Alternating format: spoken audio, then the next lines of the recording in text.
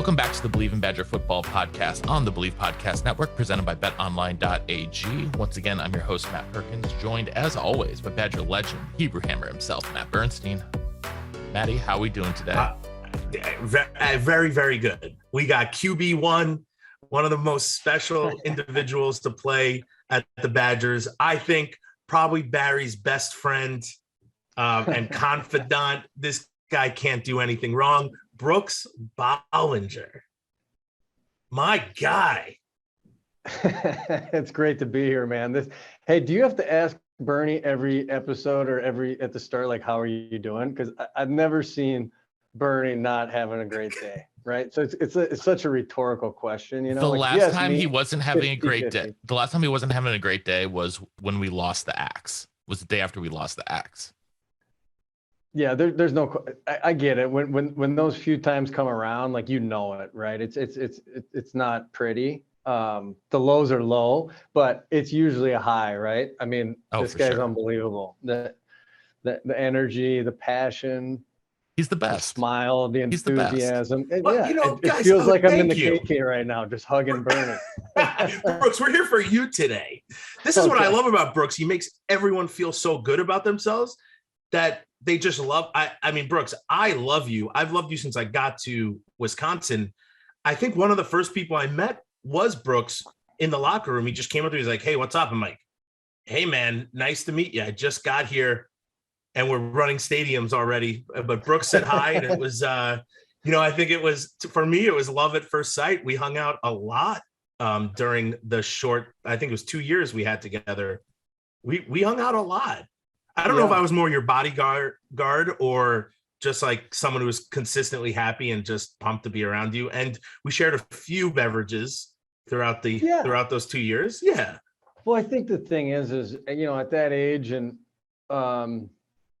just because we're playing football or some guys have more attention or whatever, we're all just figuring it out, right? You look back now and you look at these kids and you're like, you guys are idiots. Like, I tell my kids at home, I'm like, you guys realize, like, your frontal lobe is not developed. You have no idea what's going on. We're just figuring it out, right? And I think we're lucky to. I think it's the greatest thing about the sport we get to play is the relationships that you get to develop as a result. And we're lucky to play at a time where we had some success and we had just a bunch of good dudes. So yeah, I mean, and Bernie, like, that's why everybody on campus feels like they knew Bernie, right? Just because that energy is contagious and it makes everybody better. So it was great to have him walk through the door. And I came from North Dakota and I lived in the Towers freshman year, right? And I didn't even know where the hell Long Island was. I'd maybe seen one North Face jacket in my life prior to that. So I totally had to, Bernie helped me navigate a whole new world. And then I got to know his family, and be out in New York with them a little bit. That's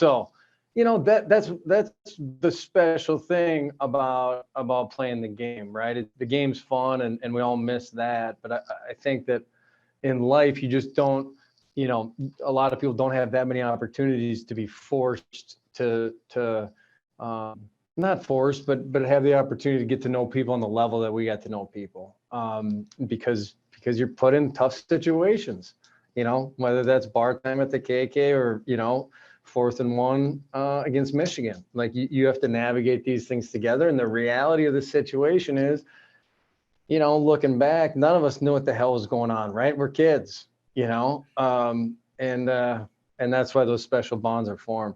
That's right. And you did actually spend Thanksgiving at my house one year. Yeah. Wow. All these fun. I had a horrible haircut though. That was really embarrassing. I have a picture of that somewhere. It's like a hard copy because we didn't have phones that took pictures at the time. So I got to find that out.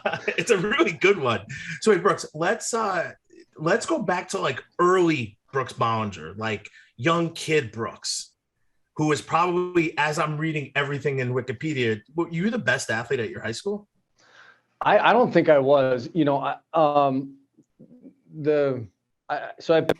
was blessed. I have great parents. That was first and foremost. And I got to grow up in a really great place to grow up. Grand Forks, North Dakota it's just kind of that right size, I think, for and a neat place to.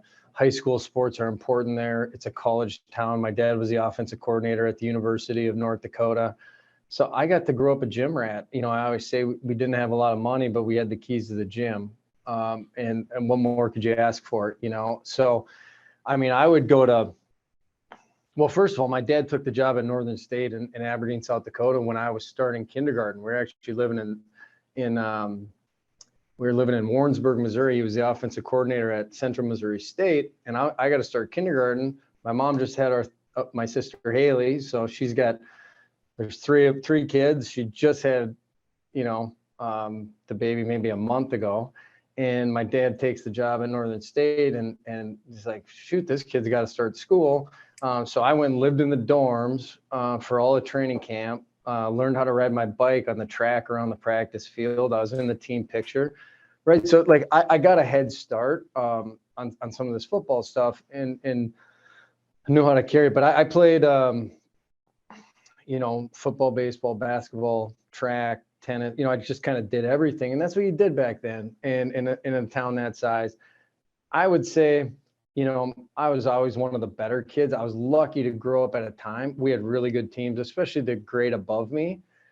We had some really talented athletes, not just in my high school, but in my town. And then really in our conference, we had, there was a stretch in the eastern part of North Dakota that, you had Travis Hafner go play baseball and Jimmy Kleinsasser and Jeff Boschee went to Kansas and played basketball for 4 years. And there's just this list of guys that were good athletes. So it was highly competitive.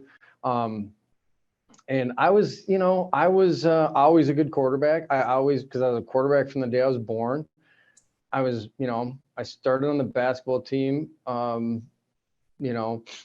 3.5 years. We won state as my sophomore year in basketball, which was awesome. Legion baseball, played shortstop, did all that. But those guys give me a hard time if you talk to my buddies today, because they're like, I ended up getting drafted in baseball because I met Tommy Lasorda at the Rose Bowl through Barry. Barry talked him into it. And these guys are looking at me like, dude, you batted in the 6 hole and you were, you had about the 5th highest batting average on the team. And what the hell? So, no, I was lucky to grow up around a bunch of good athletes. And I was kind of one of the guys, I think that, I always say I played in the NFL with an accountant's body. And Bernie showered with me enough to know that that's true. But that's not true. But I think because of how I grew up, the one thing I was coachable, right? And I could my mind could put things together and kind of figure things out and get by. So that made me be good enough. But I was never, like, my Uncle Doug played in the NFL, played at the U of M. He's just like kind of a dominant athlete, I was really never a dominant athlete. I was just kind of sneaky and could kind of figure stuff out. So, I beg to differ, because when you got to Wisconsin, you were pretty dominant. Yes, there were some good guys around you. I know what you're going to say, but you were kind of the leader. And so okay, we'll get into that. But so you dominating football, dominating basketball, you're drafted a bunch of times. How do you pick Wisconsin? Like, who else is coming around? Were you thinking about going with your dad at some point? Like, what's that look like? Yeah, well, I always I feel like I played at North Dakota also, just because I was in the locker room after the games. I'd go on Friday nights when I was little with the equipment guys, because those were my people, right? Like that's who I hung with, and I'd help set up the locker room and hang the jerseys and put the helmets in, and then I got into high school, and I probably even snuck into a couple of parties with those guys. So I felt like that was, I still have a part of my heart that feels like I played a lot of joy and tears when we lost. So I started getting recruited. My dad actually got out of coaching my junior year. He went into the athletic department. And I just always thought I'd go to UND. I don't think anybody else from my high school ever played Division I football. And when you're in that place at that time, like, rarely people would go to the U of M, from my area. Some people would go to Wyoming or Montana. And then most of it was the NCC, North Dakota State, South Dakota State, those types of places. So that's just kind of what I assumed. I went down to Minnesota after my sophomore year. I had a pretty good sophomore year, and I was MVP of their camp. And that was when Wacker was the head coach. He started recruiting me. Jim Zorn was the quarterback coach. And then I had a really good junior year. And then most of it was still those same schools recruiting me. Iowa came out a little bit. And then, so I went to Iowa's camp and got back, and Brett Bielema was recruiting me at Iowa, which is, interesting how time goes on in this world. So Brett's recruiting me at Iowa. I leave. He was trying to get Hayden to offer me, or so he says. And the quarterback coach, it just was, I don't think he was sold. And the next week, Jim Huber calls, and because he had some ties to my dad back in the day, and somehow my tape got to Wisconsin. And literally, I remember sitting with my dad in their office and going, okay, we made 20 VHS highlight tapes in my junior year, because I had a really good, we lost in the state championship. We had a good team, and I had a good junior year. So he's like, all right, pick 20 schools. We'll send them in the mail, right? So Dad helped me make them, put the stickers on them, sent them out. And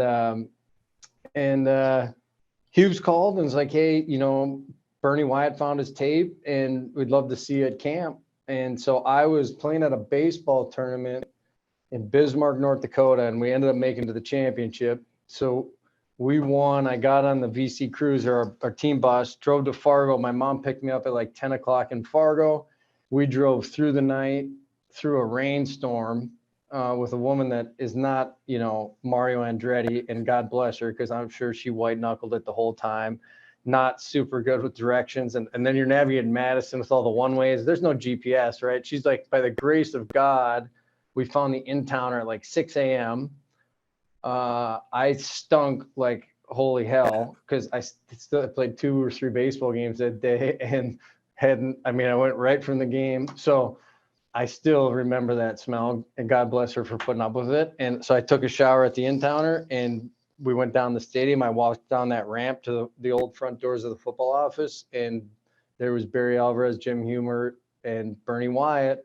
And that's when I met him. And I went to 2 days of camp, and halfway through the second day, Barry came over and he put his arm around me and said, hey, we want to offer you a scholarship to the University of Wisconsin.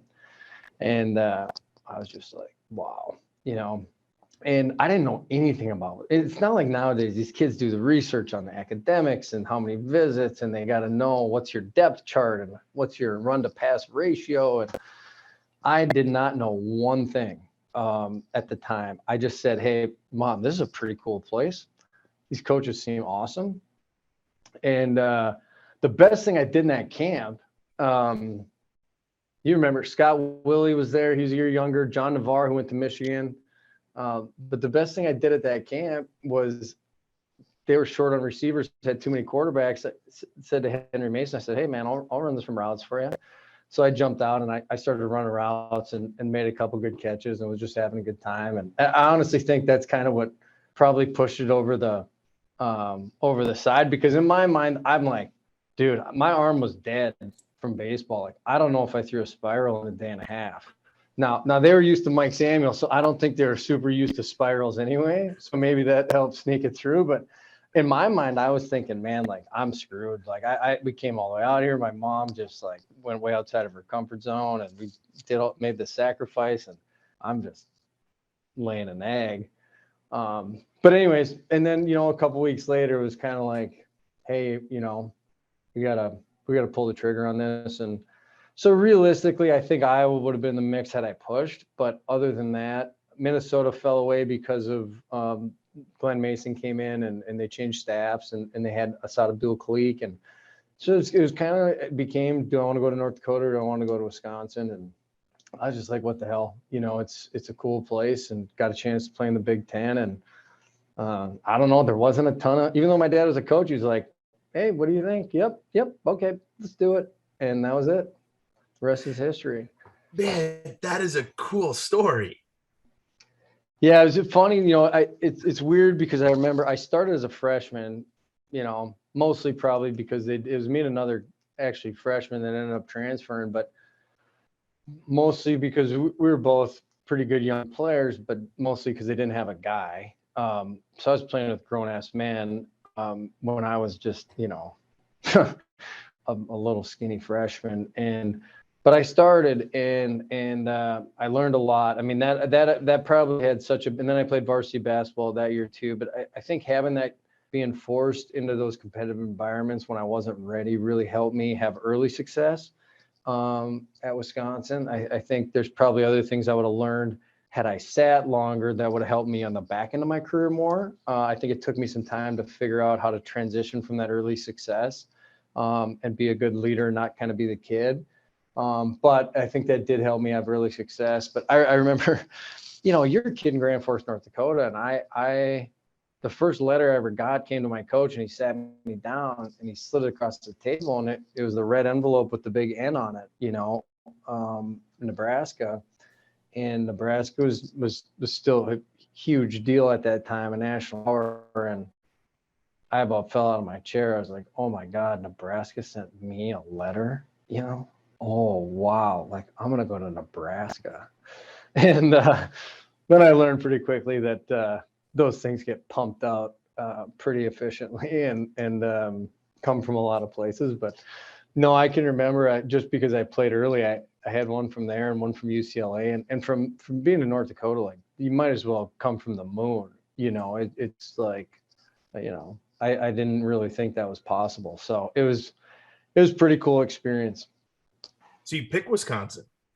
Yep. And in an amazing story that could have went wrong in any which way, if your mom's like, I don't want to drive, this is terrible. Like, you would not be the legend that you are today if any like one thing happened. That's crazy to me to even think.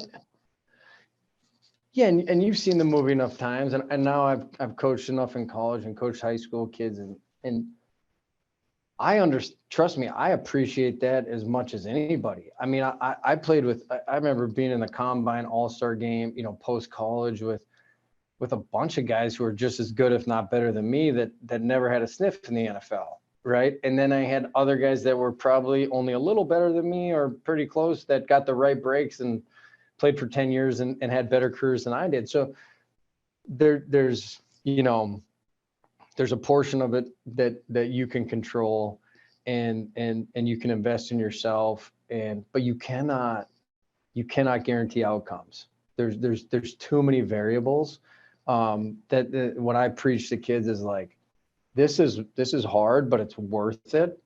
And it's not worth it because you're going to get somewhere else, right? It's not worth it. It's not only worth it if you get a scholarship. It's not only worth it if you make it to the NFL or whatever else. It's worth it because you're investing in yourself, and that's the lens you have to look through. Is like, the work is always worth it, and you see that kind of work both ways, but you cannot predict. I don't care how good you are with coaching changes and system fits and team structure and injuries and off the field stuff and family stuff. I mean, there is an insurmountable amount of variables that have to fall into place. And even if you look at the success of a Wisconsin program, and we were talking about this when we had a bunch of guys back for the Barry deal, is like, man, you better not take for granted how good it is and how good it was, right? Like the things that we got to do. And certainly that happened because Barry did things the right way, and Donna hired Pat, and Donna and Pat hired Barry, and Barry hired the right staff, and they recruited the right players. That is it's a hard thing to line those planets up right. And a lot of people never get to experience something like that, And so I have a ton of gratitude for just how the whole thing unfolded. I completely agree. It's very cool to, I picked Wisconsin over a bunch of other randoms, and you picked Wisconsin over other randoms. We would have never met. And like, we're right. soul sisters, and we would have never met if that didn't happen, and it's like OD came from Naperville. I would have never, so I would have never met any of these people. I wouldn't have my job. I would have probably have met my wife. So like, all the variables you're talking about, it's just amazing how things sometimes do like, it's just luck. It's like pure luck. You can only control what you can control. So what does Brooks Bollinger as a freshman control? Like what happens when you show up on campus? Where are you? Are you at the Towers the first time? Are you at the Regent? We're at the Regent the first summer. Okay. So it's me and Herbs and Grayson and PJ Cannon and Jason Jowers and the Johnson brothers, and we don't know which way's up, right? And you're getting to know everybody, and you're kind of I always love those transitions in life, because you kind of get to reevaluate your identity and who you are and how do you fit into this new ecosystem. And that thing is that on steroids, right? Because you're trying to make your mark right away and set a good impression and be respected by the guys and all that stuff. So we're at the Towers having a ton of fun, just but working hard, and every day's uncomfortable. It was, for me, I was used to being good, and we all were. So and you want to show up and perform well in the workouts and do all that stuff. So I think that's one thing people don't understand, at least for me. Like, it was never, I mean, all the way through my senior year and anytime playing is like, you wake up, I don't want to say with a pit in your stomach, but every single day, that you're going to be tested and have to perform.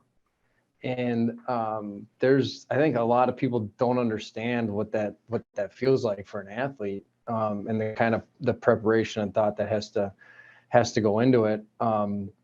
So yeah, I mean, for me, it was just kind of being nervous every day, right? Like, going to a workout, like I want to do everything right. I want to be successful. And, and then, your first time away from home, and you're learning how to navigate.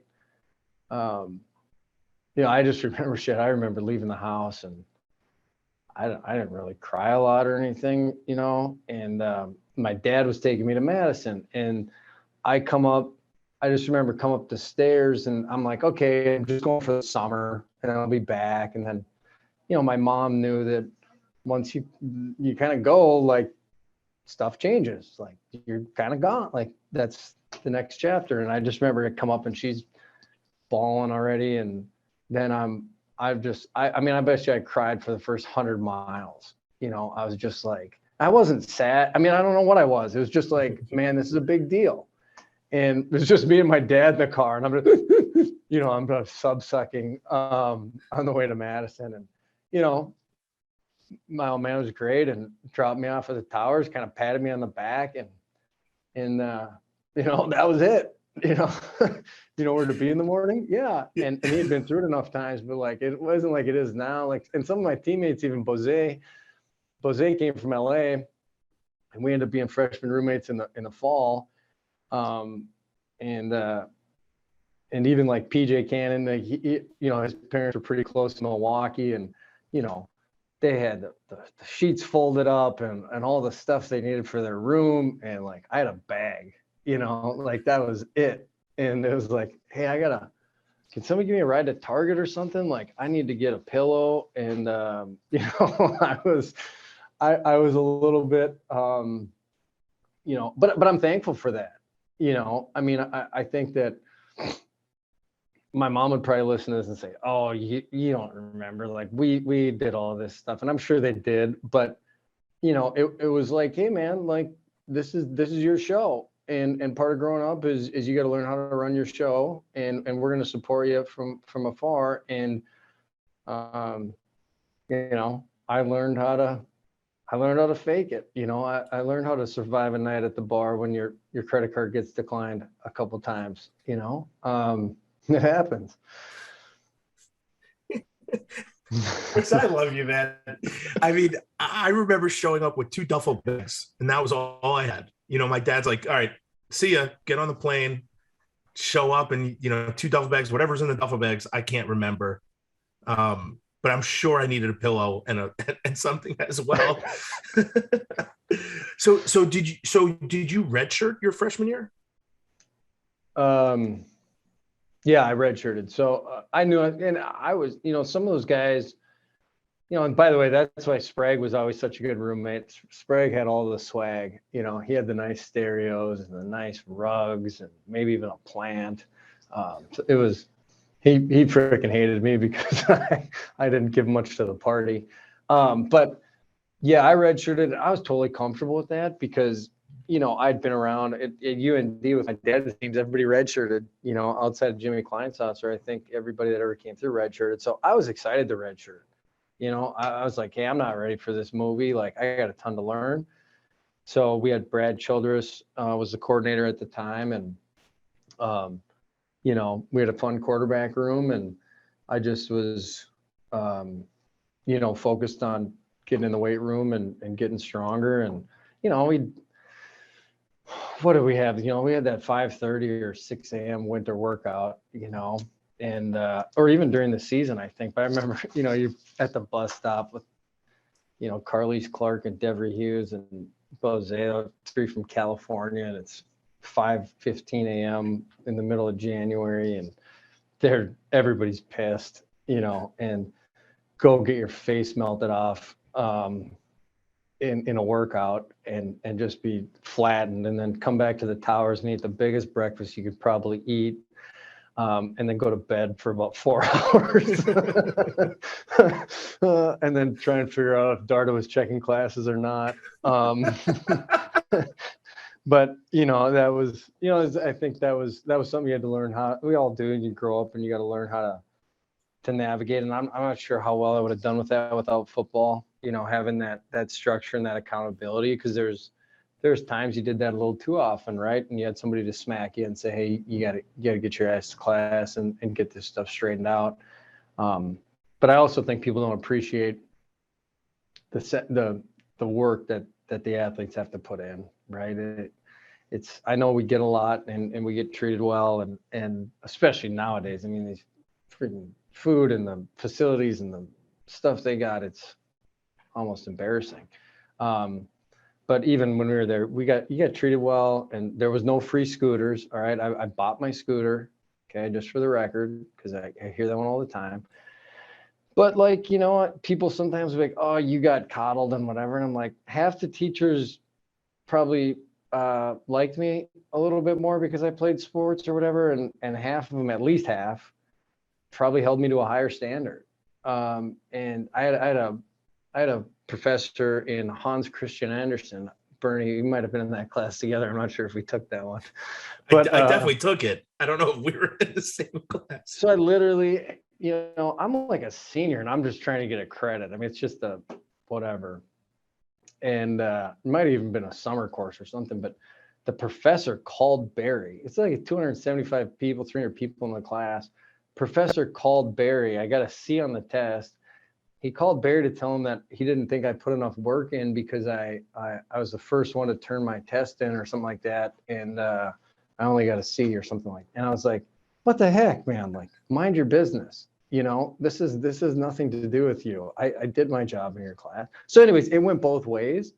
But I'm like, most students didn't have a press conference on Monday in the fall. And, watching film till hours at night and then have to, go perform. And I think about this now and I see these kids, it was really fun. I just took my two boys are 15 and 13 now. Well, two of my boys, the older two, are 15 and 13. So he threw them in the car with my dad and went down to the Nebraska game just kind of last minute. And it was fun and pretty special. But, we stopped by practice on Friday and, you look at these guys and like I said earlier, they're just kids, and we watch them on Saturdays, and it's easy to treat them like professional athletes and think of them that way. And man, there's a lot going on and they're just trying to figure it out. And there's a lot on the plate. And I think the world's kind of figuring that out now with this NIL stuff and everything else.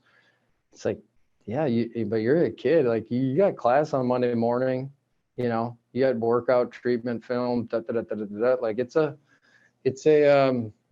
lot to navigate, especially, reality. I was a pretty good student, but I watch these kids in Minnesota now. They can't get into Wisconsin. The kids, good luck. You know what I mean? Like the odds of getting in. So those are your classmates, right? And like, I probably wouldn't have gotten in without, back then, maybe I'd have been close. I probably wouldn't have gotten in without football. There's no chance. And so you're also playing left-handed a little bit on top of everything else. And then we look at these kids and say, oh, what are you doing? You're stupid. And it's like, well, the system's a little sideways too, We had a professor, you and I, in a history class, and we went up and we're like, listen, can we have a little bit of an extension on this paper? And the guy goes, only if you beat Minnesota this weekend. And I was like, it's like, okay. Yeah. It was just I had it worked both ways for me. And I wasn't always the best, man. I could have been better. I wish I would have been a little better student, but yeah, I saw it work for me and work against me. So I call it a net neutral. I like that. No, I would agree. You got a lot. There's a lot of perks, but there's a lot of like invisible stuff that was not. People didn't know we were up at 5 a.m. on a scooter, minus 30 degrees, and no one's in like January, the second or first week in January when no students are there. Yeah, like and we were working out. Yeah, and I'm not saying it's impossible, right? And some of those guys didn't help things, right? When you wear your issued gear and like lay down on the floor, or you know what I mean? Like I've also seen guys on the team that I'm like, dude, get your ass in the seat, sit in a normal spot, don't sit in the back with a pack of 5'7" football players, and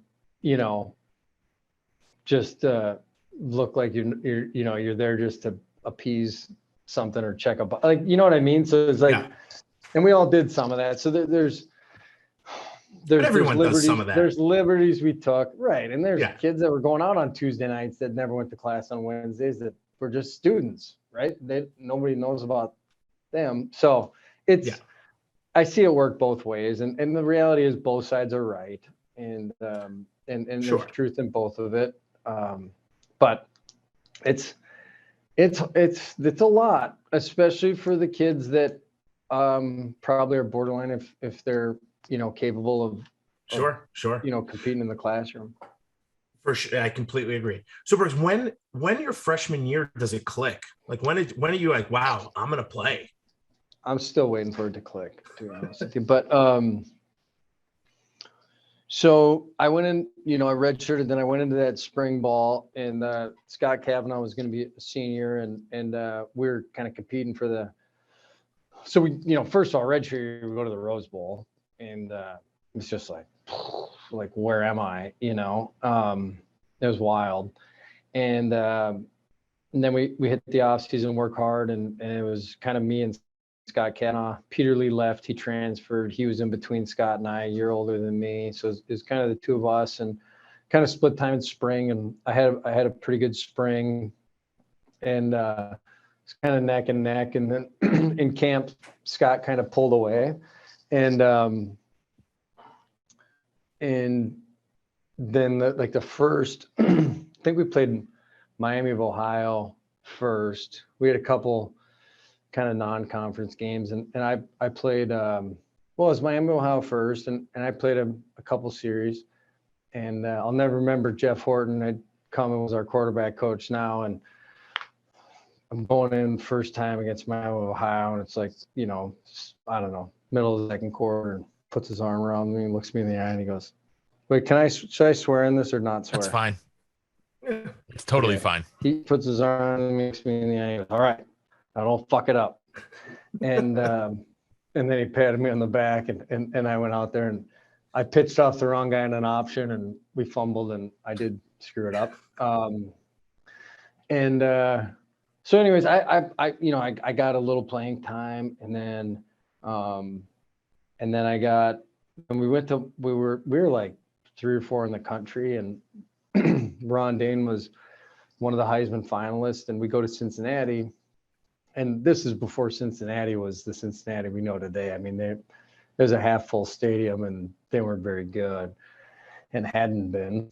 And I played 3 plays in that game, and I was 0 for 1 with an interception, and we lost. And they tore down the goalpost, and it was a huge deal. And I was like, well, I'm going to be sitting around watching a lot of football, now. And then Cav kind of took over, and we played Michigan at home the next week.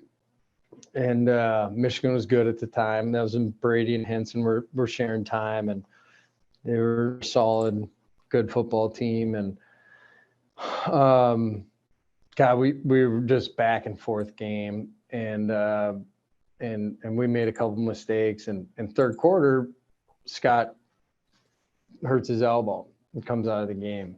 So I got to go in the game, and my confidence is at a 0 at this point, but I just had a bounce in my step that day. It was an electric atmosphere. It was a 2:30 ABC game in early fall in Camp Randall, right? Kind of like heaven a little bit. And I didn't play perfect, but I got a little hot and made a few plays, and we came charging back, and we're kind of driving to go win the game, and got stopped on a 4th and 1, and Michigan ended up winning. But I knew in that moment, I was like, wow, this is, like Brent Musburger and whoever's calling the game with them. And this is the big stage and the big show. And this is Michigan. This is as good as it gets. And I belonged out there. Right. And I think that's when I was like, all right, I can play. And so they gave me my first start that next week. And Cav was hurt, and it was at Ohio State. And,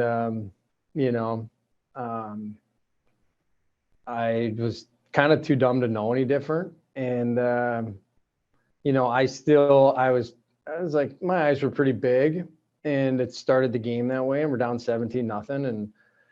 And it was just kind of like feeling my way through it, trying not to screw up, I think, and being a little protective.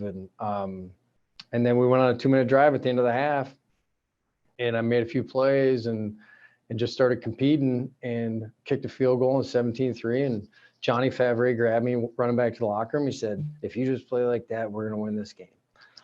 And I was like, all right. And we scored 42 unanswered, or whatever that would have been. Yeah, 40, I think it was 42-17. And I getting interviewed by Lynn Swan on the field in the horseshoe, and still have never seen the horseshoe emptying out early because you're kicking their ass so bad. And from there it was a blur, right? Like next week we go to Minnesota, and we win, and then win, and it just kind of fell. And before I could even really realize what was happening or why I was successful, we just caught fire. And then you had a little time when the Rose Bowl, in that bowl practice, to kind of sit back and go, holy shit, like what's going on here? And I was talking to somebody about it, because I watched what happened to Graham last year when he had so much success in that first game, and then the second game, and all of a sudden it was like, all right, crown him king. And I had to play my way through that right after that first year, and the expectations become so high. And I think early success is a blessing and a curse, right? Because you don't really, you haven't really taken the intentional steps to put yourself in that position. It just kind of happens. And then oftentimes you kind of have to, and then you get caught kind of trying to hold on to that success and not let it go. And oftentimes you got to bottom out and then recreate it. So, I think that's kind of how it went from there. That the next year we had that, really got kind of wonky, because that was,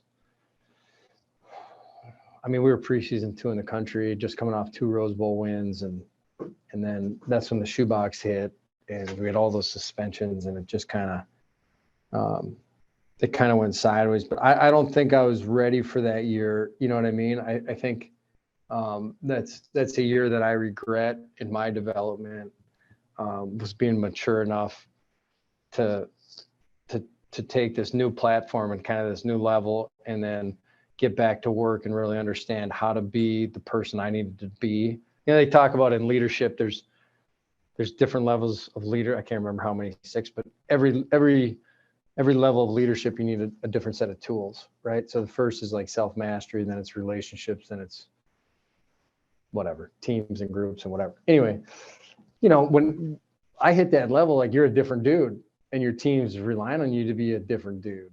And I could do some of it just naturally, but I was not the guy I needed to be for that team to reach its potential.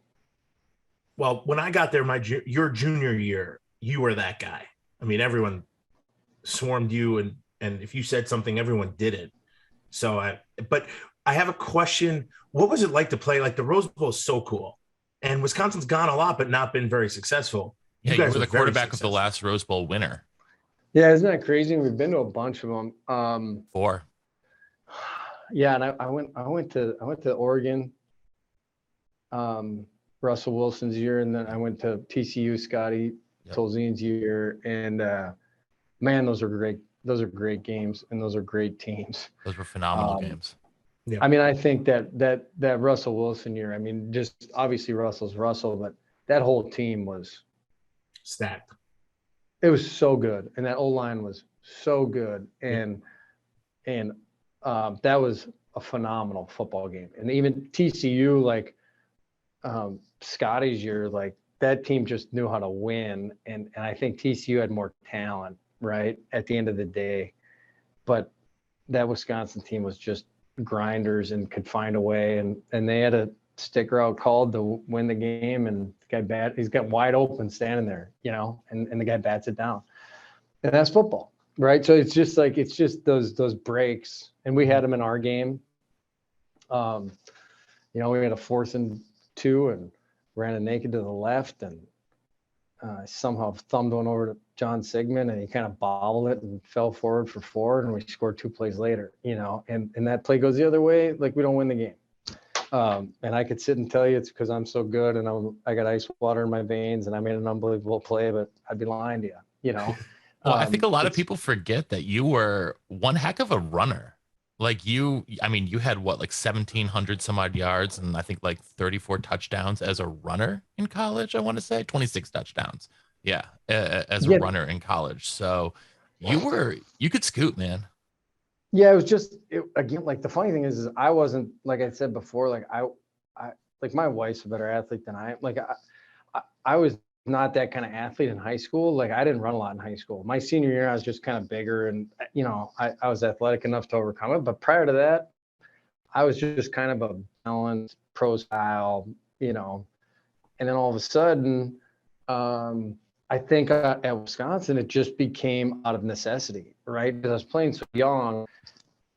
Hey, I don't understand all this. I just know that the ball's this guy's number 1, and maybe there's another guy in the field somewhere. But if that's not there, take off and just find a way. It's just a kind of a survival mechanism. And the other thing is I had grown up this way, and this is one thing I did understand was it's about winning the football game. And the way our teams were built was to play great defense, play great special teams, run the football. And part of that is protecting it, right? And understanding it. It's really hard to play in that offense. I don't think people, not trying to say how hard my job was, but when your first 3 passes of the game are on 3rd and 6 or 3rd and 8 or whatever, like it's run, pass. It's difficult. And so anyways, yeah, it was out of necessity. And I really wouldn't have expected that or didn't see that coming, or it wasn't intentional. It was just kind of like, hey, I'm not good enough to make all the right decisions, right? I don't have this figured out yet. I still remember Chris McIntosh is now the AD. He was one of the biggest badasses. And one of the greatest leaders I've ever been around. Okay, I wish I could have been half the leader that Mac was as a player. And he said something to me when we're in our uniforms, we're in the locker room getting ready to go up and play Miami of Ohio, And I literally had this thought in my mind. I can't remember what he said to me, but he says something and I think about it and I sit there and I'm like, oh shit, I don't know what the running back's doing any of these routes. So I remember going through back to my playbook and had, 5 or 6 of these concepts that I'm like, oh, I better figure out what the back's doing just in case I need to check one down. So, we didn't throw much to the backs, Bernie. I'm sorry, but Believe me, I know. Yeah, I didn't. But that's just a good example. Like it was a little bit out of necessity for me just to take off and try and figure out a way to win the football game. Brooks, we are running out of time, but I have a funny story. This is just sums up to like where Brooks is. We'll have to do a Brooks Bollinger part 2. Yes, we do. That's because I'm so long-winded. I know, dude. No way, because you were a Jet, and I still wear your jersey to games, and people are still like, Bollinger, he was here a long time ago. I'm like, oh, I know. I played with him. It's my. So wait, funny story. We're practice. It's like a Thursday or Friday. You know how we used to go like coming off the goal line. That was like what we were doing. It's exchange between you and me. We fumble.